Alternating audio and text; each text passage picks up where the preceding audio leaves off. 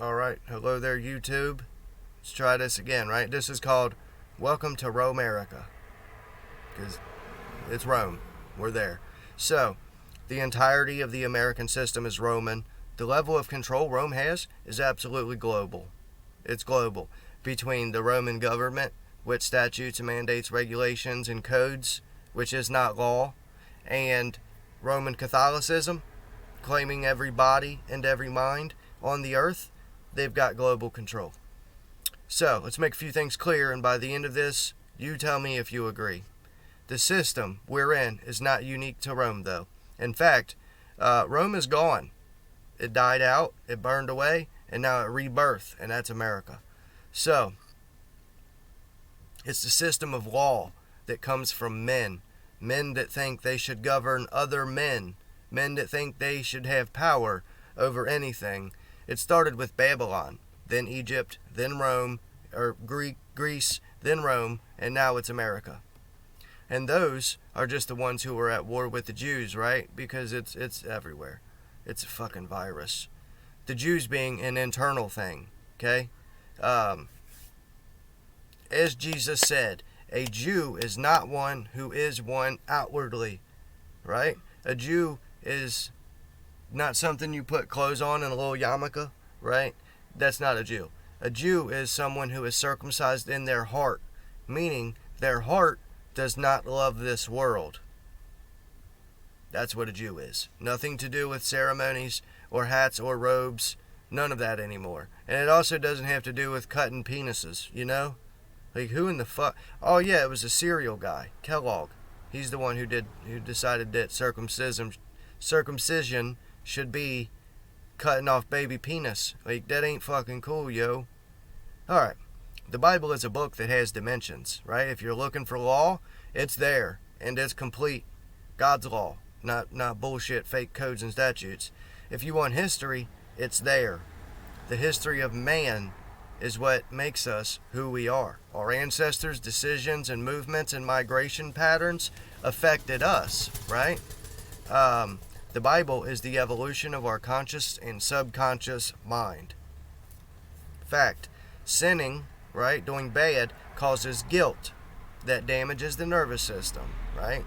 And the nervous system, when completely relaxed and not guilty, is how you get to heaven. This guilt makes it impossible to find the kingdom, which is within man. In Revelation, right? The dragon gave power to two beasts, one from the sea, one from the land. It's all legal speech. The law of the sea, and the law of the land, because the Bible is a book of law.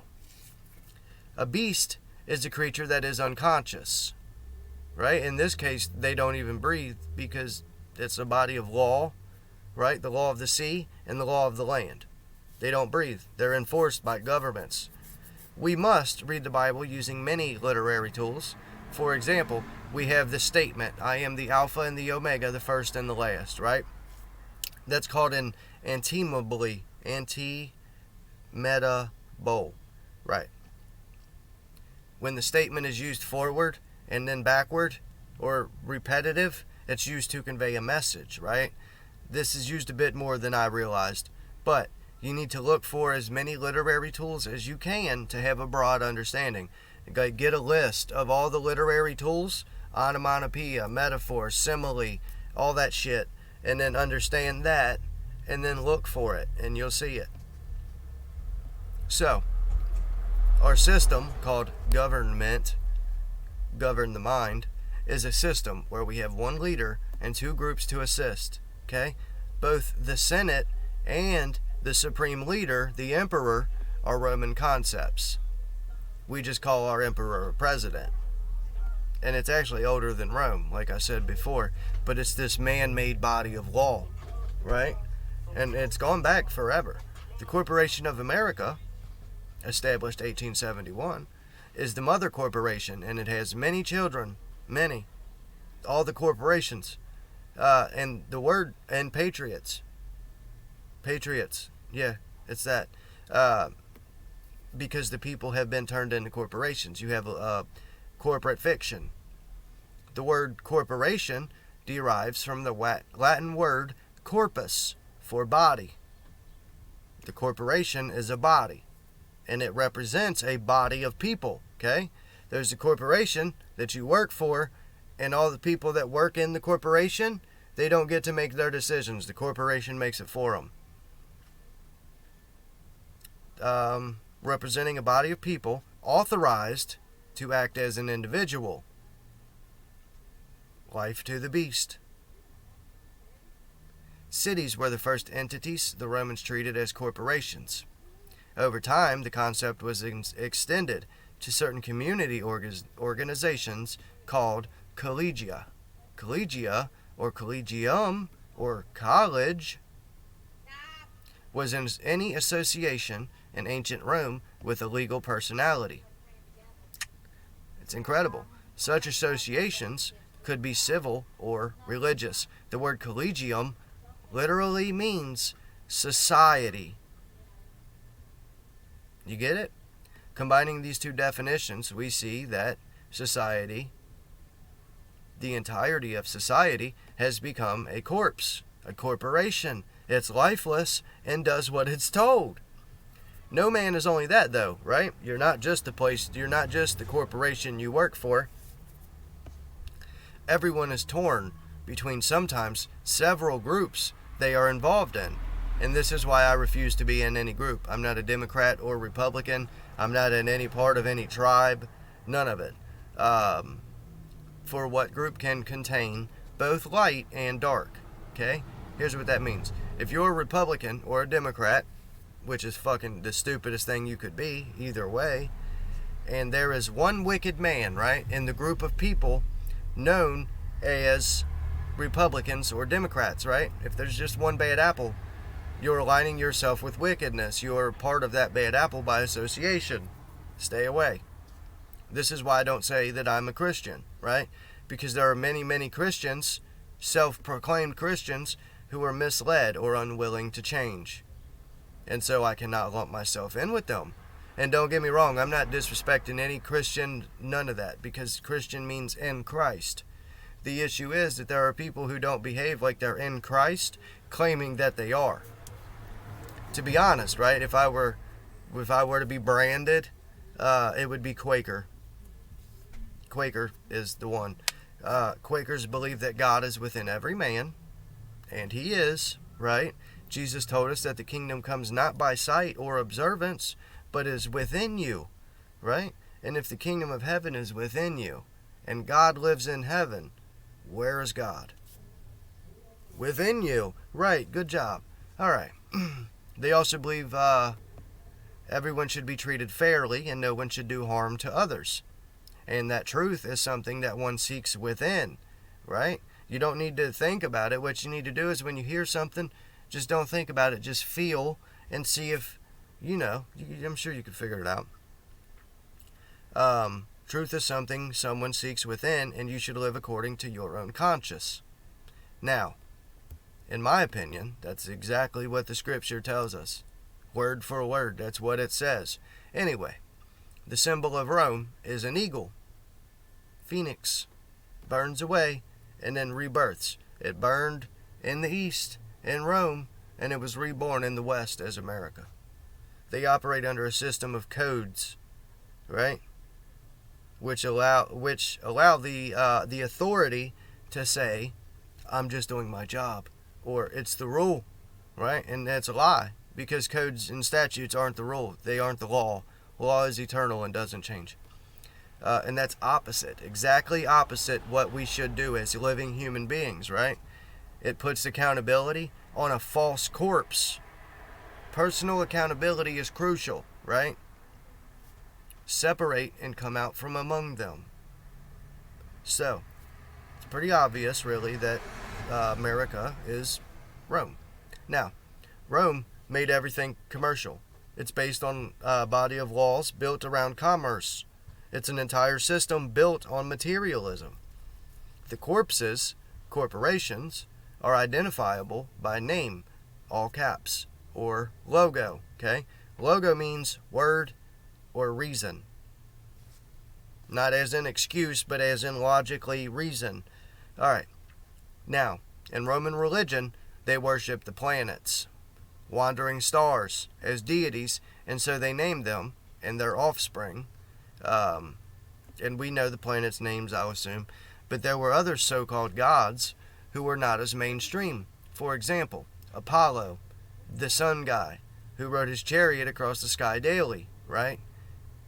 When I was 13, right, I was already locked up. Yeah, I was locked up forever.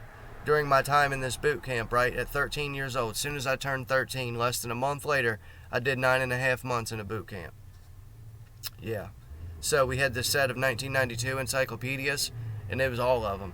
But I got in there and I copied all the Greek mythology, and I was like, oh, that's cool. There's a lot of cool stories there. And I did the Roman, and then I did the Egyptian and the Norse, right? So at 13 years old, I was able to see the similarities in these stories, because they're all the same. My little brother actually took the papers that I wrote, and he took them to school and got extra credit for them. But anyway, the corporations are made, right? They are made by the lifeless lawgiver, the government. They always have a logo that has to do with a planet or the sun. Look at any car logo, any corporation has it. Look, they're all astrological. It's the same for businesses, corporations, the government, and all of it. They have planetary deities as their logos. Take Nike, the company Nike, the shoe company, the Nike check, right? That's the ring of Saturn. And in fact, Nike, there's a story, Nike, they was at war, and dude yelled, Nike, whatever. Nike is a goddess in Greek mythology, the goddess of victory. Greek and Roman myths are the same. They are. So, all this Roman shit is Greek. And then the Greeks, they got it from like Assyria or some shit. The only difference is the name. Seriously, they are. Greeks had actual names, like Zeus and Apollo and all that shit. The Romans just named the planets. Rather than, they just changed the names. They named them what we call our planets now, the Romans named them. It's Roman, bro. It's people worshiping the creation rather than the creator. And what is the star of creation? Man. All in all, that's where your worship goes to, is the emperor. So, most companies are Roman. That's that. Adhering to commercial statutes and regulations. They must, or they'll get shut down. There are Roman symbols all over. Not just that, but look at the names of the NASA shuttles and the missions. Columbia, Atlantis, Gemini, Apollo, Virgo, all of them, right? It's all Roman. It's a fucking Roman cult. Because we are in the middle of a pagan nation. Simple as that. That operates under pagan rules. Right? While we, individuals, some of us, operate under the actual law of the true and living God. Right? There's a big country of America, okay? And it altogether, it operates under Roman, pagan, cult. That's what it is. Right? But in this big country, there's individuals who see through and see the pagan bullshit, and they know that it ain't right. And so they operate under the laws of the true and living God. It's incredible. A body of law is a world, right? And if you live in your own little world that isn't fucking pagan, anyway, they worship the creation, not the creator. It's hilarious. There were two sets of laws given to man, right? The external ceremonial laws, the statutes and mandates and regulations and shit, and those were on the outside of the ark, okay? The ark is your conscious, your subconscious, which is your heart, okay? Your conscious mind might say, oh, I want to do this, I want to do that, but deep in your heart, it's not the truth. Your heart is your subconscious. That's what you listen to. That's the ark. So, there were two sets of laws, right? The one was a book of law, and it was outside the ark, and in the ark were the actual laws of nature. All right. So, everything from the so-called gods to the law they made up, is pagan and Roman and Greek and Babylonian. Welcome to Babylon, bro. New Babylon. There are two sets of laws, and the law that you follow determines who you serve. Okay? If you get within the ark, right? If you get within the law, the body of law, the 10 commandments that God gave, you're in an entirely different world than following Roman codes and statutes. One's heaven, one's hell, which is a terrible way to explain that, because that's not really what it is. Sorry. Anyway. Right. So there are two sets of laws, and the law you follow determines who you serve. Following the Babylonian, Greek, Roman, American statutes and mandates means you serve the Roman gods, the creation, the emperor, not the creator. Right. There were two sets of laws given, the external ceremonial, and then there were the laws within the ark, right? Inclusion of one means the exclusion of the other, okay? If the light is off, the light is not on. If you follow the Roman law, you do not follow God's law. If you follow God's law, you do not follow Rome's law. Alright. If you serve Rome, you do not serve God. I battle Rome, personally. Like anything I can do. They are the workers of iniquity. It's this unfair body of law that allows crooked men to excel and do well, while people that are saints and trying to be saints are held down and opposed at every turn. You can't be a good person and get along with Rome at the same time. Fuck Caesar. Anyway, that's what it's all about, right? This system that has been around for a long, long time opposes the law of the Creator. Choose this day whom you will serve. Do you know that your Creator is your best friend, literally? And people have inserted an entire system between you and Him.